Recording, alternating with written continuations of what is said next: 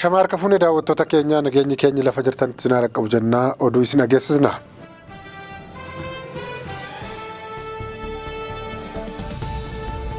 Geetaachoo Raddaa aangoorraa akka kaafamuuf gaaffiin Dr. Dabratsiyoon Gabramikaa'el dhiyeessan muummichi ministeera Abiy Ahmed fudhatama dhabsiisan. Ji'oota ja'a oliif wal dhabdeerra kan jiran dura ta'an adda bilisummaa uummata Tigraay Dr. Dabratsiyoon Gabramikaa'el fi pirezidaantiin bulchiinsa yeroo Tigraay obbo Geetaachoo Raddaa marii tibbana muummicha ministeera Abiy Ahmed waliin taasisaniin irratti wal himachuun isaanii gabaafameera. Gareen adda bilisummaa uummata Tigraay Dr. Dabratsiyooniin hoogganamu rakkoo Tigraay keessatti uumamaa jiruuf dadhabina bulchiinsa yeroo naannichaa ta'uu eeruun Geetaachoon aangoorraa ka'ee iddoo isaa itti aanaan isaanii Leetanaal Jeneraal Taaddasaa Warradaa akka qabatan yaada dhiyeessan. Geetaachoo Raddaan gama isaaniin bulchiinsi yeroo sirnaan hojii isaa akka hin dalagne gufuu kan taatanii isin jechuun Dr. Dabratsiyoon Gabramikaa'elin fa'aan himataniiru. Dr. Dabratsiyoon Gabramikaa'el obbo Geetaachoon aangoorraa ka'anii iddoo isaanii Leetanaal Jeneraal Taaddasaan bakka haa bu'an isa jedhan ministeerri muummee Abiy Ahmed akka hin fudhanne dhaga'ameera. Adda bilisummaa uummata Tigraay boruu hiriira mormii Maqaleetti waamuuf yaadeera garuu hayyaman arganne. Adda bilisummaa uummata Tigraay kan Dr. Dabratsiyoon Gabramikaa'eliin durfamu dilbata boruu mootummaan naannichaa irratti hiriira mormii bahamu irratti eegumsi akka taasifamuuf gaafateera. Gareen sun uummata hiriira bahuu fi eegumsa akka taasifamuuf kan gaafate bulchiinsa magaalaa Maqaleetiin ture. Oduun boodarra gamasii dhaga'ame immoo bulchiinsi yeroo naannichaa kan obbo Geetaachoo Raddaatiin durfamu gaaffii hiriira bahuuf dhiyaate sanaaf deebii hin danda'amu jedhu akka kenneef ibsa. Gareen Dr. Dabratsiyoon Gabramikaa'el hiriira mormii kan waamee fi bulchiinsi yeroo naannichaa caasaa bulchiinsa godina hanga gandaa jiru diigee haaraa ijaaraa kan jiru jedhu balaaleffachuuf ture. Gareen lamaanuu godina aanaa gandootaa fi magaalota irratti nama kansaa ramadataa jira. Maqalee keessatti gareen lamaan kantiibaa kan isaanii muuddatanii turani. Tokko isa kan biraatiin seera qabeessa miti jechuun hojiin dhaabbatee waajirri kantiibaa magaalittii samsamuurra ga'e. Magaalaa Addegiraat keessattis kantiibaan lamatu muudameera. Kaaba Wallootti haleellaa xiyyaaraa nammaleeyyii konkolaataa irratti raawwatame namoonni 50 ol ajjeefamuutu dhaga'ame. Naannoo Amaaraa godina Kaaba Wallootti torban darbee konkolaataa fe'umsaa Siinootiraak jedhamu irratti haleellaan xiyyaara nammaleeyyii raawwatee namoonni 50 ta'an akka ajjeefaman namoonni ijaan arganii fi maatiin miidhamtootaa natti himaniiru jechuun BBC'n baaseera. Haleellaan sun kan qaqqabe aanaa zoonuu daawuntii jedhamu keessatti kamisa darbee guyyaa keessaa sa'aatii 8 irratti ture. Komishinii mirgoota namoomaa Itoophiyaa waa'ee haleellaa sanaa eeruun akka isa qaqqabee fi odeeffannoo walitti qabaa akka jirudha kan inni beeksise. Reeffi hamma halkan sa'a 9tti kaafamaa turuu fi konkolaataan fe'amee gara buufata fayyaa geeffamaa akka ture jiraataan naannichaa himeera. Lakkoofsi namoota du'es kophee wayyaa fa'iin adda baasaa akka turanidha jiraataan sun miidiyaa sanatti kan hime. Namoota gabaa oolanii galan qonnaan bultoota dargaggootaa fi kaanis haleellaa sanaaf saaxilamuun dhaga'ameera. Dhimma kanarratti gama aangawoota mootummaa naannoo Amaaraas ta'e kan federaalaa irraa haga oduun kun qophaa'etti wanti jedhan hin dhaga'amne. Finxaalayyiin Amaaraa hooggantoota waajjiraalee mootummaa 37 ajjeeseera jechuun naannichi himateera. Finxaalayyiin Amaaraa kan faannoo jedhee waamu naannicha keessa hoogganoota waajjiraalee aanaa 37 bakka tokkotti akka ajjeese biiroon nageenya naannoo Amaaraa kaleessa beeksiseera. Finxaalayyiin Amaaraa naannicha keessatti addatti ammoo godinoota Goojjam keessatti uummata nagaa ukkaamsuu fi ajjeesuu hojii isaanii godhatanii akka jiran deddeebi'eetu dhaga'ama. Godina Goojjam dhihaa aanaa Dagaa Daamoot jedhamu keessaa namoota 97 ukkaamsee bakka Faras Beet Mikaa'el jedhamutti ji'a lamaaf funyoo yookaan wadarootiin harkaa fi miila hidhee hiraarsaa tureera. Biiroon nageenya naannichaa akka ibsetti isaan ukkaanfaman keessaa 37 oddoo hidhaa turanitti jumlaan ajjeefamaniiru. Kan ajjeefaman suni bulchaa aanaa Dagaa Daamoot dabalatee hoogganoota waajjiraalee mootummaa aanichaa adda addaa keessa jiru. Finxaalayyoon Amaaraa namoota hiraarsaa turan sana osoo hin ajjeesin dura maatii isaanitti bilbiluun gadhiisuuf qarshii 100 hanga kitila tokkotti harkaa fudhachaa turanii jedhe biirichi. Erga qarshii fudhatanii illee gadhiisuu dhiisanii qaama mootummaati jechuun achumatti isaan ajjeesanii jedhameera. Carraan namoonni 60 harka jaraatti hafanii maal akka ta'uuf jiru hin beekamne. Warra ukkaanfamanii jiran keessaa dubartiin miseensa poolisii tokko jirti. Godina Goojjam dhihaa, Goojjam kaabaa fi giddugala Goojjamitti namoota siivilii ajjeesuu fi ukkaamsanii qarshii gaafachuun deddeebi'ee raawwatamaa jira.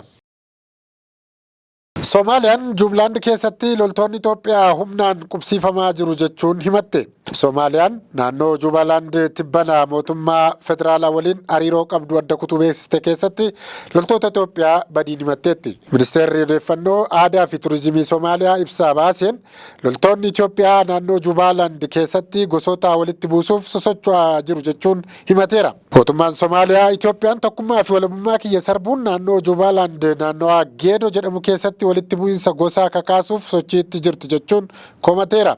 Ibsi mootummaan Soomaaliyaa kaleessa baase kun loltoonni Itoophiyaa Dooloo bakka jedhamurraa gara bulchiinsa Bulaahoo seenuu eeruun loltoonni Soomaaliyaa fi jiraattonni naannoo sochii isaanii danqaniiru jedhe. Biyyoonni lamaan keessumaa erga Itoophiyaan waggaa duraa bulchiinsa Somaalilaand waliin waliigaltee ulaa galaanaa mallatteessitee booda wal dhabaniiru. Naannoo Soomaaliyaa 5 keessaa tokko kataate Juubalaand torban darbe mootummaa federaalaa Soomaaliyaa waliin hariiroo addaa kuteera jetteetti. Soomaaliyaan ollummaa gaarii Itoophiyaa otoo barbaaddu mootummaan Itoophiyaa garuu walabummaa Soomaaliyaa sarbaa jira jedha. Ibsi kaleessa bahe sun tarkaanfii Itoophiyaa raawwatte jedhee Soomaaliyaa keessatti walitti bu'iinsa haaraa kakaasa jedhee himata mootummaan Soomaaliyaa. Itoophiyaan waliigaltee ulaa galaanaa argachuuf dandeessisu akka biyya walabaatti kan of waamtu Somaalilaand wajjin erga mallatteessitee asitti muddamni biyyoota lamaa hin furamne.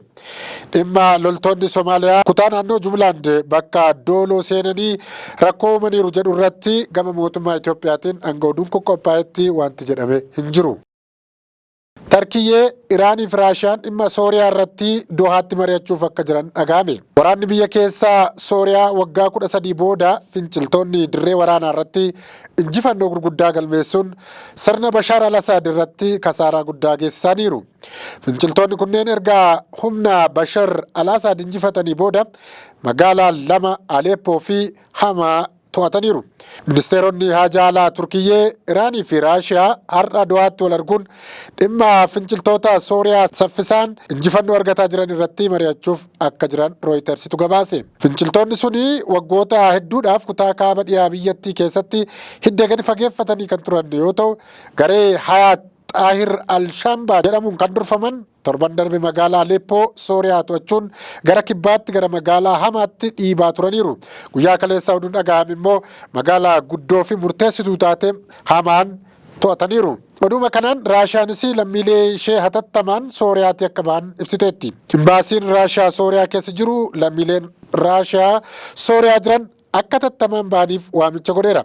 Haala waraanaa fi siyaasaa ulfaataa ta'ee jira kan jedhe imbaasichi karuma buufata xiyyaaraa hojiirra jiranii bahuu akka qaban lammii isaaniif dhaamsa dabarseera.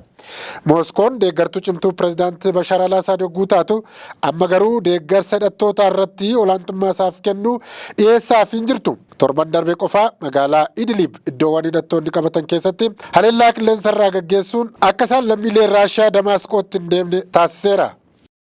Miidiyaan hawaasaa TikTok jedhamu Ameerikaa keessatti cufamuuf akka jiru dhaga'ame. TikTok bara 2025tti Ameerikaa keessatti akka dhorkamu yookaan akka gurguramu seera jedhu mormuun iyyannoo dhiyeessee ture fudhatama otoo hin argatiin hafeera. Dhaabbanni miidiyaa hawaasaa kun iyyannoo seerichi heera qabeessa kan hin taanee fi mirga of ibsuu fayyadamtoota Ameerikaa Kitila 170 ta'an irratti dhiibbaa godha jedhu mana murtii federaalaa biratti fudhatama argata abdii jedhu qaba ture. Haa ta'u malee dhaddachi mana murtii federaalaa dhimma kana kufaa taasiseera. TikTok kana booda falmii kana gara qaama seera olaanaa biyyattii mana murtii waliigala Ameerikaatti akka iyyatu beeksiseera. Ameerikaan TikTok akka dhorkamu yookaan akka gurguramu kan barbaaddu abbootiin qabeenyaa dhaabbatichaa mootummaa Chaayinaa wajjin hidhata qabu jettee waan yaadduufi. TikTok fi dhaabbanni ByteDance jedhamu dhimma kana ni waakkatu. Manni murtii waliigala seenaa mirga ofii ibsuu lammiilee Ameerikaa eeguu qaba. Dhimma heeraa ta'e kanarratti waan wal fakkaataa akka dalagu eegna jedha dubbii himaan TikTok. Dabaluunis seerrichi kan odeeffannoo sirriin taane dogoggora qabuu fi bu'uura kan hin qabnedha. Dhorkamuun isaas lammiilee Ameerikaa waan fedhan ibsuurraa dhorkaniiru jechuun dhaabbatichi mootummaa Ameerikaa komateera. Tiraamp gaafa majji 20 kakuu kan raawwatu yoo ta'u seerri TikTokii dhorkuuf bahe ammoo guyyaa tokko dursee akka hojiirra oolu ta'a. Kabajamtoota daawwattoota keenyaa oduu guyyaadhaaf jenne kanumaan goolabnaa turtii gaarii isiniin jenna.